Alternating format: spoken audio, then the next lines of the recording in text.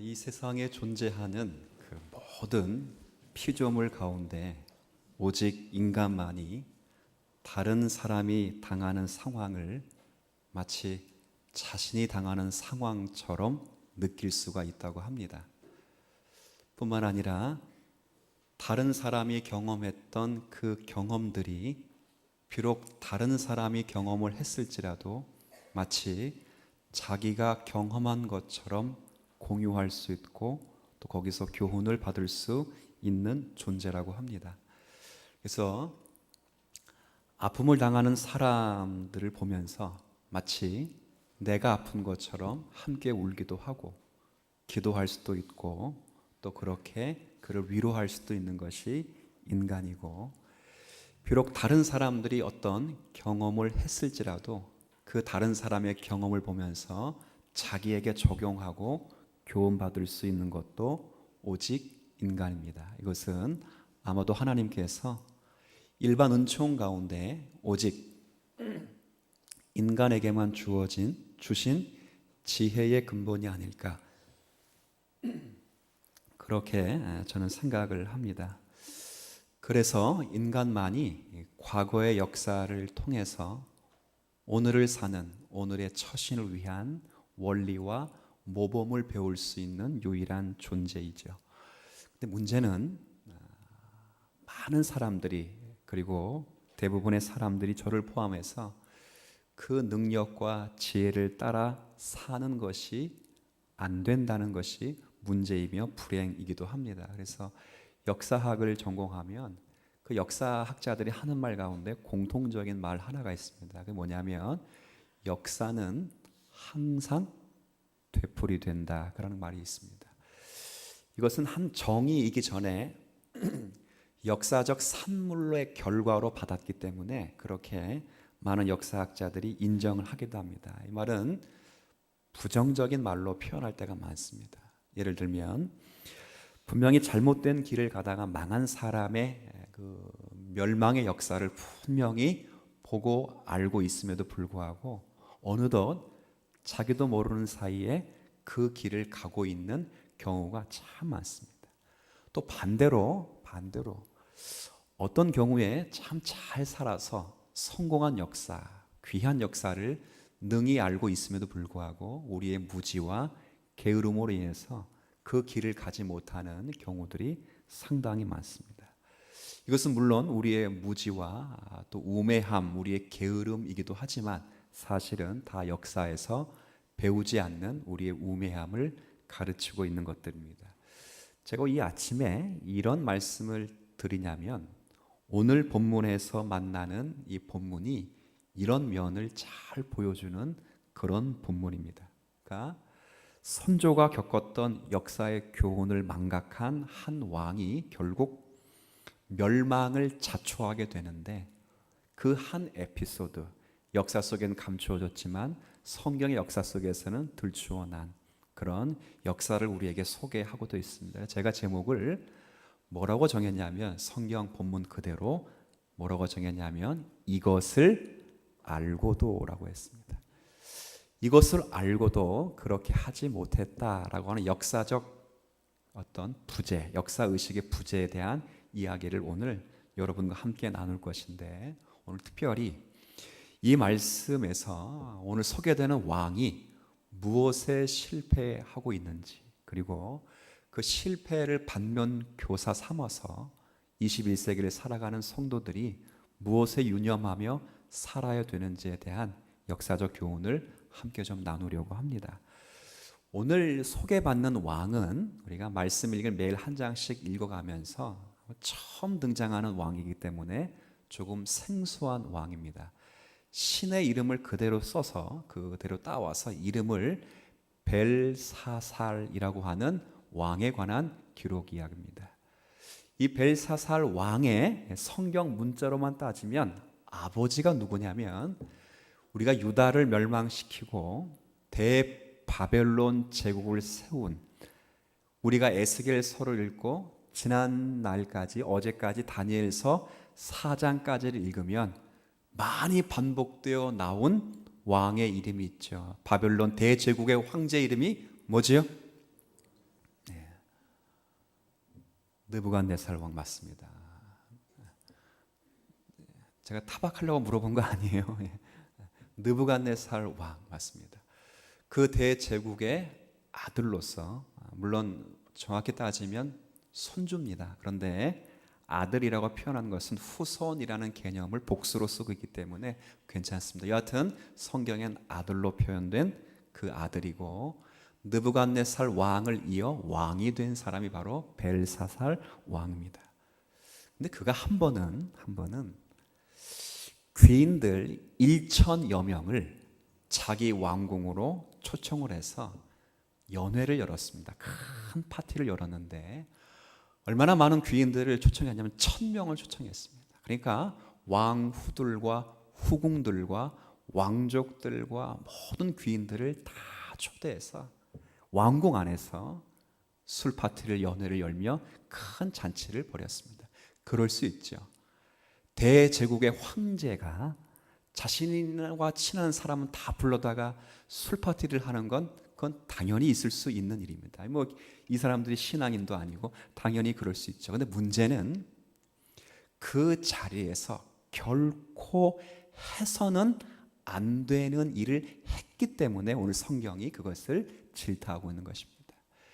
이것이 얼마나 하지 않았어야 되는 일이라면 그의 할아버지, 아버지를 합시다. 성경의 아버지로 소개하고 있으니까 그의 아버지인 바벨론 제국을 세운 느부갓네살 왕도 하지 않았던 그 행동을 지금 이 아들인 벨사살 왕이 겁도 없이 하고 있습니다.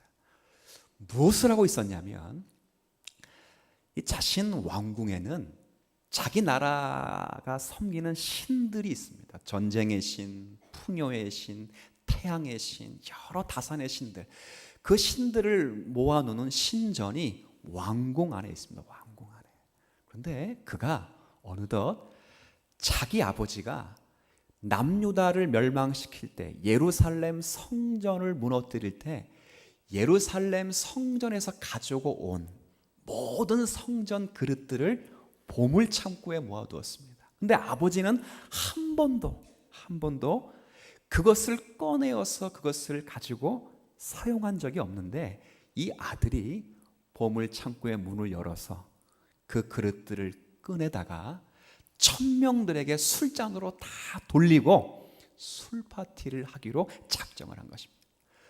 왜 그렇게 하냐면 자신이 점령한 여호와의 신이 그 자신들이 섬기는 신전 앞에서 술잔으로 돌려지면 자신이 신들의 아들이며 가장 강력한 나라의 군주라는 것을 귀인들에게 알릴 수 있는 전시 효과가 있기 때문에 그렇습니다. 그러니까 단순히 이 왕은 친한 사람들을 불러다가 술을 베푼 것이 아니라 그 사람 불러다 어주를 내린 다음에 자기가 누군지를 과시하기 위해서 이 잔치를 베푼 것입니다. 그러니까 가장 강력한 전쟁의 신이라 부르고 홍해를 가르고 요단강을 가나안 7족속을 멸망시켰던 여호와의 신전에서 가져온 그릇들을 가지고 술잔치를 벌이니 얼마나 이 벨사살 왕이 위대하게 보이겠는가 스스로 그렇게 생각을 한 것입니다.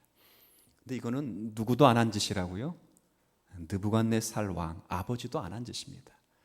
그렇게 술잔치를 벌이고 전부 다 벨이라고 하는 하나 그 자신이 섬기는 신을 찬양하고 신에게 만세를 부르며 벨사살 왕을 찬송하고 있을 때 갑자기 호련히 왕 맞은편 벽에 몸체는 보이지 않고 손가락 하나가 딱 나서 글자를 하나 팍팍팍팍 쓰는 것입니다. 이게 지금은 감흥이 없지만 여러분 예배를 이렇게 드리고 있다가 갑자기 몸체는 보이지 않고 큰 손 하나가 여기다가 글씨를 쓰면 제가 물어볼게요. 두려울까요? 감사가 나올까요? 뭔 글자는 모르지만 혹시 예배를 똑바로 드려라 엄청 무서울 거예요. 근데 이 글자를 쓰는 생각해 보세요. 왕궁이 돌로 새겨졌는데 그 돌을 깰 만한 힘을 가지고 글을 썼다면 다다다다다닥 소리가 나고 굉음과 함께 광채가 빛이 났을 것입니다.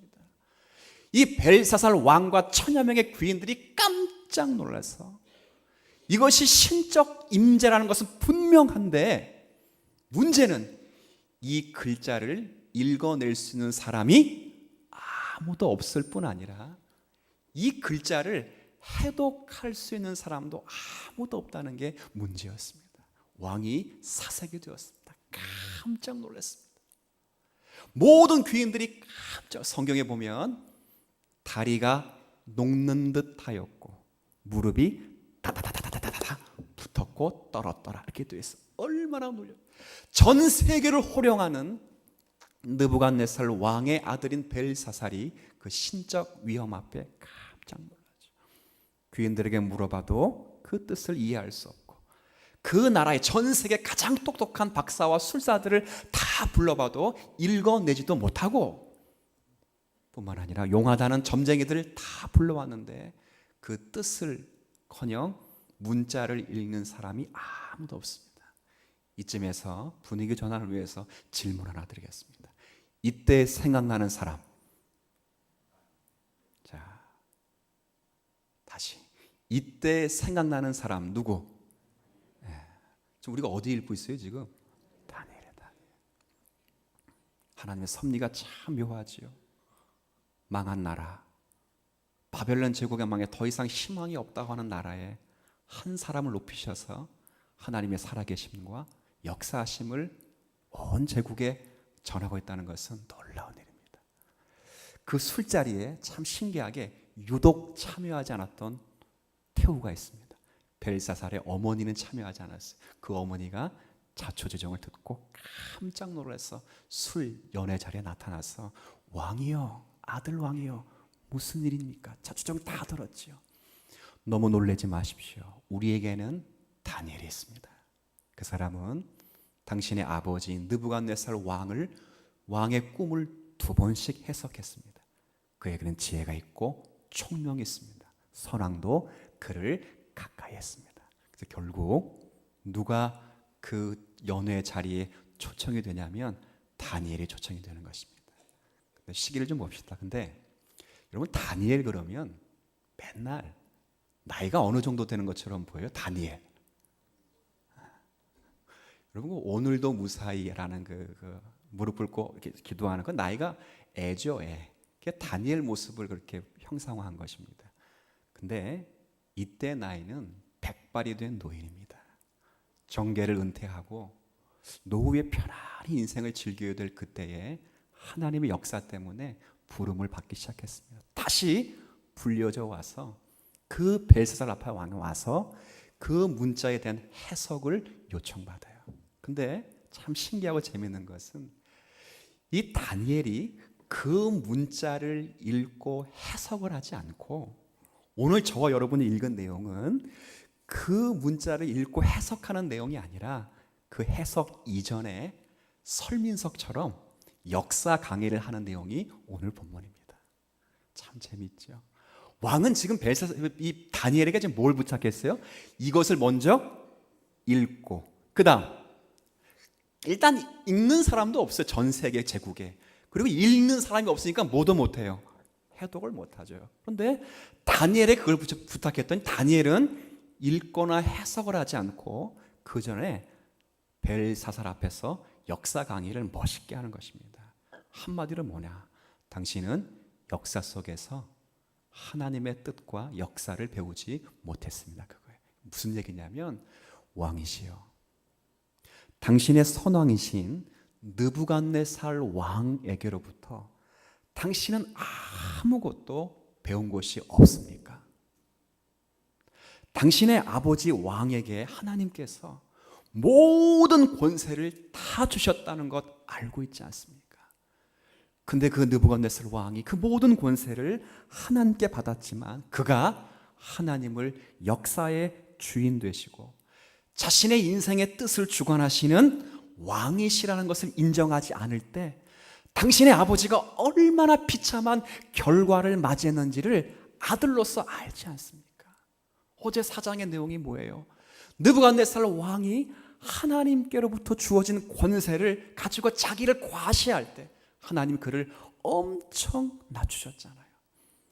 그를 짐승처럼 살게 하셨습니다.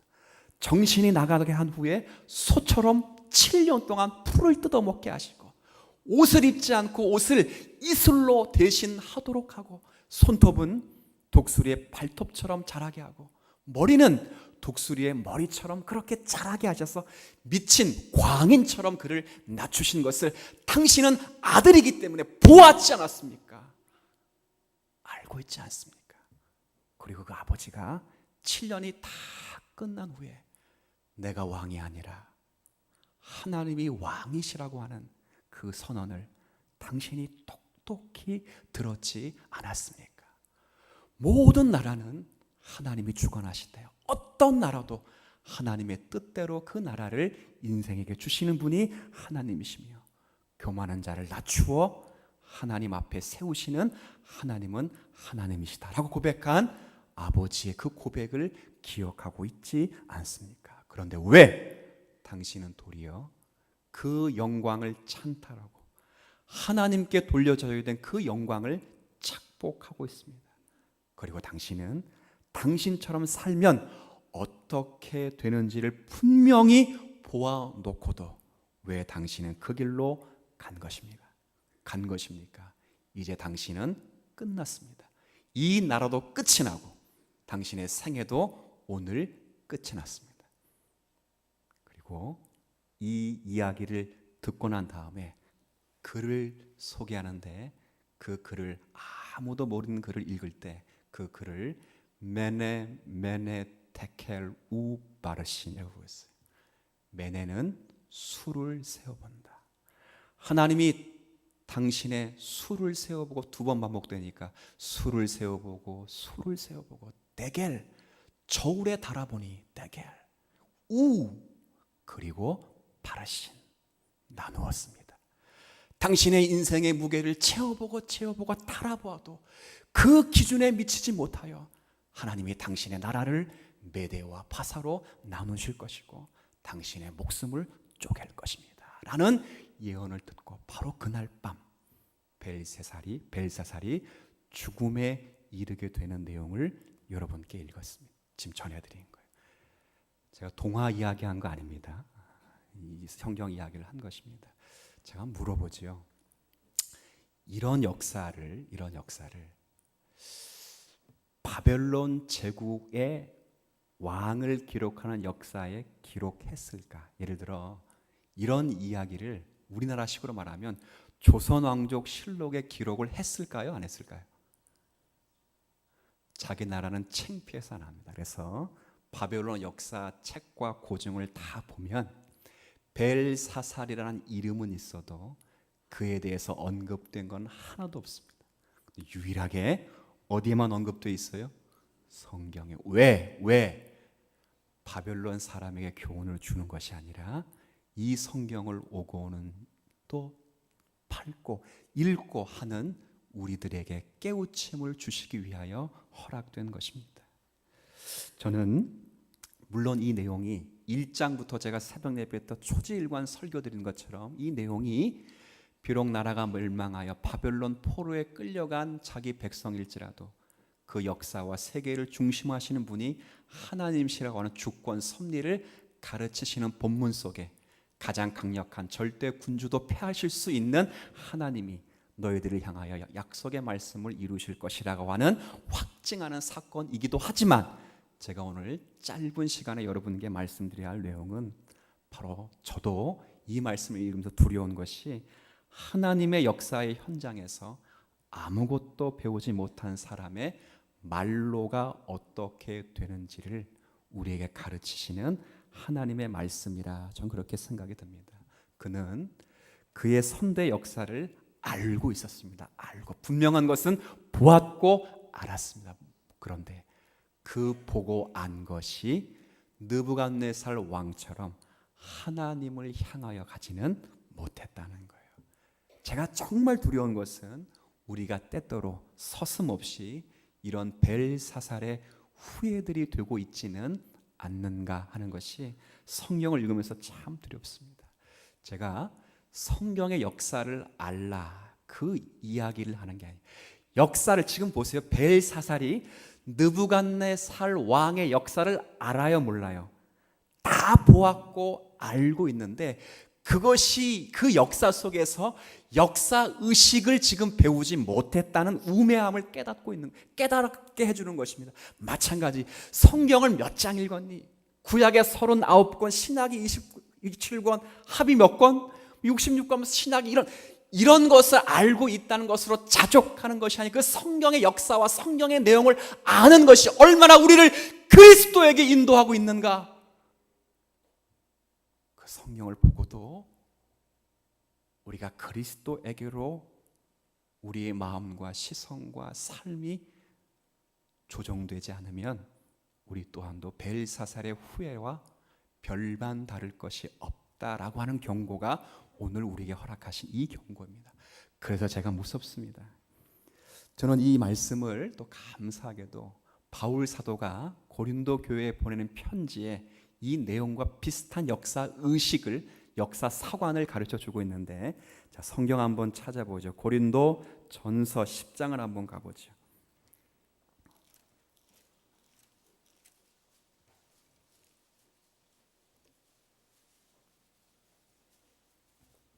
자, 고린도전서 10장, 제가 가진 신약 성경으로는 274쪽입니다. 274쪽 고린도전서 10장 제가 1절 부분을 조금 읽어 드릴 테니까 일단 한번 보세요. 일단 10장 1절, 형제들아 나는 너희가 알지 못하기를 원하지 아니하노니. 이게 무슨 말입니까? 반드시 알아야 된다. 뭘 알아야 되는가? 우리 조상들이 이렇게 되어 있어요. 그러니까 이 말은 이제 제가 구두로 좀 설명할게요. 지금 사도 바울이 고린도 교회 성도들 앞에서 역사 강의를 하는 것입니다. 역사 강의를 하는데 우리 조상들이 예전에 출애굽하여 광야에 나오는 그 과정과 광야 40년을 강의하고 있습니다. 근데 중요한 것은 이것을 저들이 모르기 때문에 강의한다거나 저들이 반드시 어떤 이 사실을 알아야 되기 때문에 강의하는 것이 아닙니다.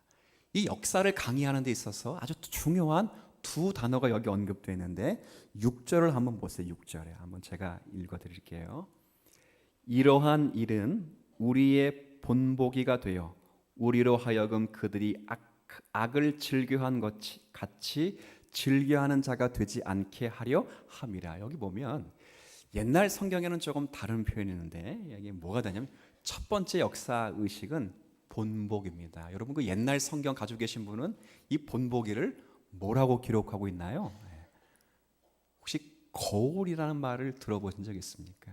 그러니까 사도 바울은 지금 이 역사, 과거 역사 이야기를 하는 것이 역사를 너희가 알아야 된다, 모르기 때문에 알아야 된다는 이야기를 하는 것이 아니고 너희들이 분명히 알고 있는 이 역사가 너희들에게 거울이 되었어야만 됐었다는 것입니다. 하나님이 분명히 계시한 그 말씀의 내용을 아느냐 모르냐를 가르치는 것이 아니라 그 너희들이 분명히 읽고 묵상하고 알고 있는 내용이 우리가 그 말씀을 우리 자신에게 본보기가 되고 거울로 삼았어야 된다. 그것을 너희가 실패했다. 그 이야기를 하는 거예요. 11절에도 역사관가에서 좀 독특한 표현을 쓰고 있는데 한번 11절을 한번 같이 읽어보도록 하죠. 시작. 그들에게 일어난 이런 일은 본보기가 되고 또한 말세를 만난 우리를 깨우치기 위하여 기록되었다. 보세요. 본보기가 될 뿐 아니라 거울이 될 뿐 아니라 그 다음 말세를 만난 우리를 뭐 하기 위해서? 깨우치기. 옛날 성경 경계 경고입니다. 이것 때문에 내가 지금 너희들에게 이 역사를 언급하는 것입니다. 역사를 통해 하나님께서 주신 그 은혜를 망각하고 있는 백성들, 옛 선조들의 역사를 언급하며 이 우매함이, 이 역사를 보고도 깨닫지 못한 우매함이 지금 고린도 교회 성도들에게도 통일하게 있다 그 말이에요. 이게 뭐냐? 4절 마지막에 그 반석은 곧 그리스도라 이렇게 되어 있는 것처럼 그 모든 조상들이 그 많은 특권을 받고 축복을 받았음에도 불구하고 그들이 하나님께 집중하지 못했던 것이 너희들에게 본보기와 깨우침이 되지 못하고 너희들이 받은 은사와, 너희들은 여러분이 아니에요. 너무 이렇게 격해 듣지 마세요. 너희들이 받은 그 은사와 너희들이 받은 그 지식과 성령의 풍성한 그 내용과 봉사가 너희를 그리스도에게 인도하지 못하고 다 자기를 자랑하는 것으로 가고 있다, 그 말이에요. 너희들은 뭘 배웠냐? 다 알지 않느냐? 벨사살이 보았고 알았던 것처럼 다 알지 않느냐? 그런데 왜 하나님을 높이지 않았냐? 왜 너희들은 그 많은 은사, 그 많은 축복, 그 많은 지식, 그 많은 봉사, 그 많은 헌금을 할 수 있는 축복을 받았음에도 불구하고 왜 그리스도에게 나아가지 못하느냐? 그 꾸짖음이에요, 꾸짖음. 정말 중요한 단어는 그래서 5절에 그러나로 시작하라. 그러나 그들이 그렇게 살지 못했었다, 그 말이에요. 한 가지만 한번 제가 좀 확인해 볼까요? 이분들이 이스라엘 백성들이 출애굽해서 신령한 음식을 먹었다고 합니다. 신령한 음식. 음식은 음식인데 왜, 어떤 음식이라고요? 왜 신령할까요? 그거 먹으면 배 안 고파서? 왜 신령한 거예요? 그렇죠.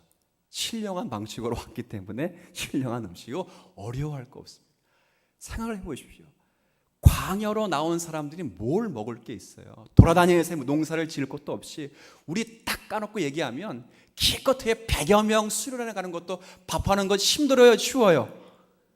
뭘 물어볼 필요가 뭐 있겠습니까? 100명 나가서 밥 먹는 거 힘든데 200만 명, 300만 명이 광야에 몰리면 밥해 먹는 거 불가능합니다. 그런데 하나님이 그들에게 하늘로부터 음식을 내리는데 눈꽃처럼 하얀 꽃들이 새벽마다 이렇게 있어요. 사람들이 그걸 보면서 다 뭐라 불렀냐면 누가 가르쳐주지 않았어요. 만나를 했어요. 왜 만나를 했어요? 만나의 뜻이 뭐라고요? 저게 뭐야? 저게 뭐야? 이게 만나예요. 그래서 만나가 되는 거예요. 만나. 누가 만드신 음식이에요? 하나님 만드신 거예요. 사람이 만든 것도 아니고 메이드 인 코리아도 아니고 메이드 인 US도 아니에요. 메이드 인 헤븐, 하늘에서 만든 음식이에요. 그 음식을 먹는 특권을 누려서 얼마나 놀라운 특권이에요. 그러나 저와 여러분 명심하십시오. 이러한 특권은 지금도 저와 여러분이 누리는 특권인 줄 믿으시길 바랍니다. 하늘에서 내려온 살아있는 그 떡, 그리스도 예수를 날마다 먹지 않아요. 그 예수를 먹고 마시며 우리 신앙의 선배들은 매 주일마다 그리스도로 양식 삼는 것을 확인하기 위해 성찬 때 실제로 피와 살을 먹으면서 우리의 양식과 생명이 그리스도로 집중되는 그 일들을 감당하지 않았습니까? 그렇죠. 음식만 먹었어요? 먹었으면 또 뭐 해야 돼요? 말이 이상하나? 깔깔한 걸 먹었으면 마지막에 뭘 마시죠? 드링크, 음료까지 줬답니다. 이런 은혜를 받았답니다. 아니 광야에서 무슨 음료가, 이스라엘 광야 가보세요. 무슨 음료가 있어요 거기에? 반석 치면 물 나온다. 아무 반석 해보시죠, 물 나오나? 그러나 하나님이 물을 주는 거지. 근데 저희들이 그 은혜를 감사하지 못합니다. 우리도 매번 그리스도를 묵상하고 그리스도를 말씀을 듣고 그리스도에 기도하지만 우리도 이와 같은 우매함을 갖고 있지는 않느냐, 그 말이에요. 여러분, 제가 설교를 한번 듣다가 박영선 목사님이 예전에 설교 속에서 하나 제가 너무 자유함을 얻고 힘이 된 게 있는데 뭐냐면, 이건 제가 하면 피식하고 웃을 것 같아요. 근데 참 중요한 진리입니다. 무슨 진리냐? 사람은 보약 먹고 크지 않고 뭐 먹고 큰다? 누가 좀 전에 밥이라 그랬어요. 우리 아이가 성령께서 보약 먹고 크지 않고 뭐 먹고 큰다고요? 밥 먹고 커요. 밥 먹고. 제가 이 설교 듣고 그 다다음 주에 우리 교회의 한 의사분이 그 아내에게 한 말을 우리 아내가 들려줬는데 뭐라 그랬냐면, 보약을 하나 지웠는데 그 아내에게 그랬대요. 보약 때문에 낫는 것이 아니라 그 보약은 뭘 잘 먹게 하는 거라고요? 밥을 잘 먹게 하다. 근데 우리는 왜 밥이 지겨워요? 맨날 먹기 때문에. 맨날 감각이 없어요.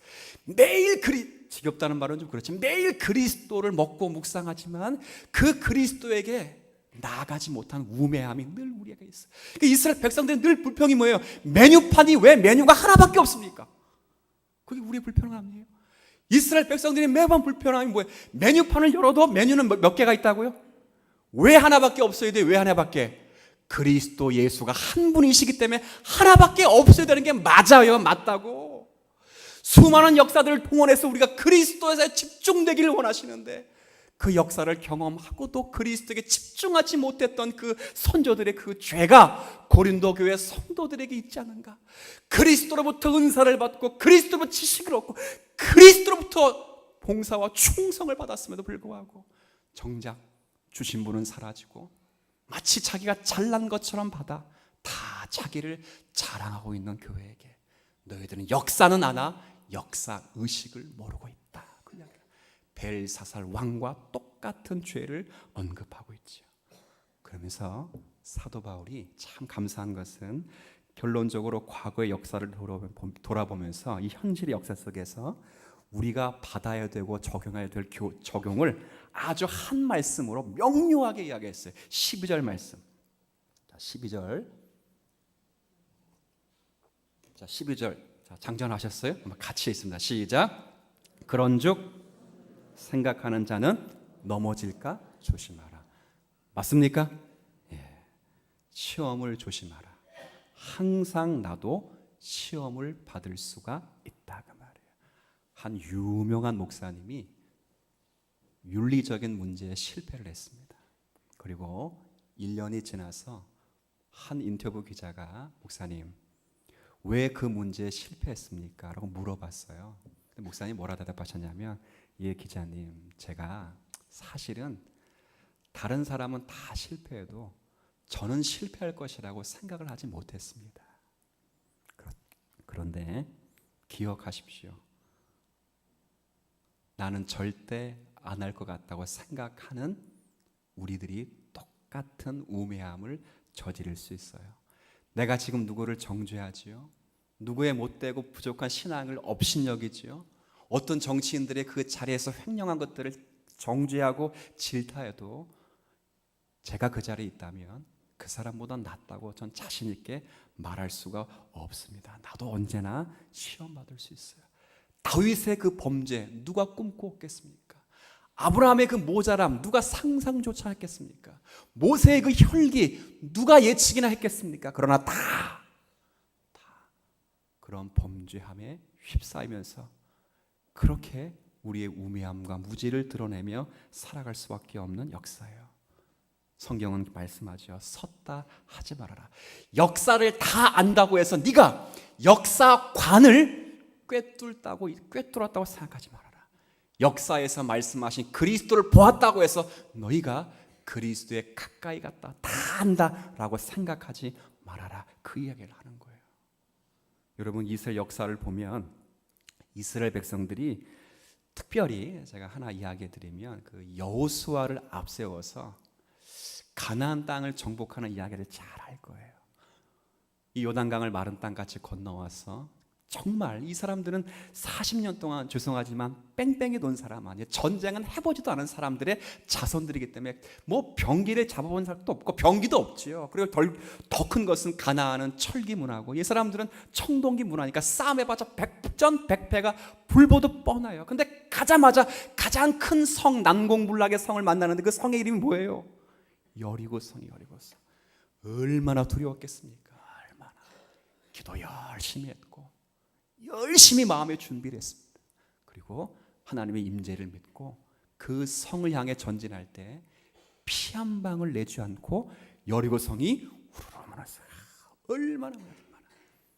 근데 그 다음 성은 무슨 성이에요? 쫓가네. 무슨 성? 아이성. 얼마나 쫓가난지. 여리고 성에 비하면 조족지열이야. 그냥 그래서 야 요까지까 A하고 가서 어떻게 됐어요? A하고 가서 우이하고 넘어졌잖아요. 그렇죠? 섰다 하면 넘어질까 조심하랍니다. 역사가 우리에게 가르쳐주는 그 이야기입니다. 저는 이 말씀 읽으면서 여러분이 조심할 것은 승리 다음을 조심할 수 있어야 되고 축복 다음, 부흥 다음을 조심해서 하나님의 위대한 축복이 바로 다음에 나에게 함정이 될 수 있다는 것들을 여러분이 명심해야 되기를 저는 바라요. 여러분, 저는 여러분께 감히 권합니다. 오늘 과거의 역사를 되짚어보면서 승리의 비결은 하나밖에 없다. 이게 뭔가? 하나님을 신뢰하는 것이다. 그거예요. 날마다 신뢰하시길 바랍니다. 날마다 하나님의 은혜와 그 신뢰의 믿음 앞에 나아가시길 바랍니다. 하나님을 바라보는 그런 것이 역사의 교훈이에요. 어제의 축복, 어제의 승리, 어제 받은 그 은혜가 오늘 우리의 삶을 자동적으로 승리의 자리로 이끌어 주지 못합니다. 오늘은 오늘의 은혜가 필요하고 오늘의 그리스도가 필요하고 오늘의 교훈이 필요한 존재. 날마다 언제나 주님을 의지하고 바라봐야 우리에겐 언제나 승리가 있죠. 이것이 역사가 주는 교훈입니다. 성경이 특별히 시편 말씀을 잘 읽으면 성도에게 제일 큰 복을 이렇게 말해요. 제가 전반부 구절을 말할 테니까 여러분이 후반부 구절을 다 알 수 있을 것 같아서 제가 전반부 구절을 하면 따라하는 게 아니라 다음 문단을 해주시면 돼요. 여호와를 가까이 하는 것이 내게, 다시, 그럼 내가 다시요. 여호와를 가까이 함이, 믿으십니까? 여호와를 가까이 해서 복 받는다는 게 아닙니다. 수많은 역사 속에 살았던 수많은 성도들이 깨달은 게 뭐예요? 여호와를 가까이 하니 이런 복을 주신다가 아니라 여호와를 가까이 하는 것이 그 자체가 나의 복이요, 여호와만이 나의 상급이며 나의 선이 되시며 내가 유일하게 신뢰해야 할 하나님이 되신다 그 말이죠. 오늘 이 말씀 우리가 듣고 이 세상에서 무엇을 소유하고 있는 그것으로 만족하거나 또 원망하는 것이 아니라 오직 주님만으로 만족하는 성도들이 되었으면 좋겠습니다. 여러분이 있는 모든 것이 다 벨사살 왕이 반드시 그렇게 알았어야만 됐듯이 주님께로부터 온 것이기에 언제나 오늘의 이 자리에서 역사가 교훈하듯이 주님만 바라보고 만족하는 신앙, 이것이 신자의 능력이 되기에 주님은 여러분에게 능력과 그 힘을 선물해 주실 것입니다. 하나님 아버지, 은혜를 인하여 감사합니다. 나의 모든 것이 하나님께로부터 온 것임을 알고 모든 일에 만족하고 주님만을 바라보며 사는 우리 신앙인 되게 하여 주옵소서. 이것이 하나님께 영광이 된다는 것을 잊지 않는 성도들이 되게 하여 주옵시고, 역사를 아는 것으로 그치지 않고 역사 속에서 하나님 목적하시는 바를 알며 그것을 나의 삶으로 적용하는 자가 되어 성경이 분명히 성도의 상급을 말씀하신 것처럼 하나님을 가까이 하는 것 그 자체가 내게 복임을 알아 그분으로 인하여 승리하는 신앙인들 되게 하여 주옵소서. 예수님의 이름으로 기도 올립니다.